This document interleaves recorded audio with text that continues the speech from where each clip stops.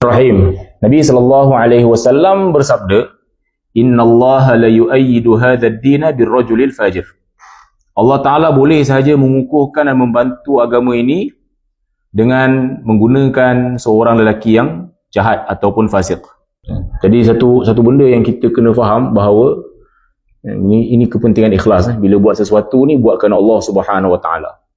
Kita kena faham apabila seorang itu dia buat usaha agama tapi dia tak ikhlas, bukan kerana Allah Subhanahu Wa Ta'ala, itu tidak bermakna bahawa Allah Ta'ala tidak akan menggunakan khidmatnya. Tidak bermakna Allah Ta'ala tidak akan memanfaatkan usahanya.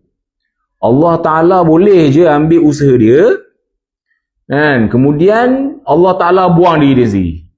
Perumpamaan yang diberikan oleh guru-guru kami macam kes bunga cengkeh dan juga kayu manis.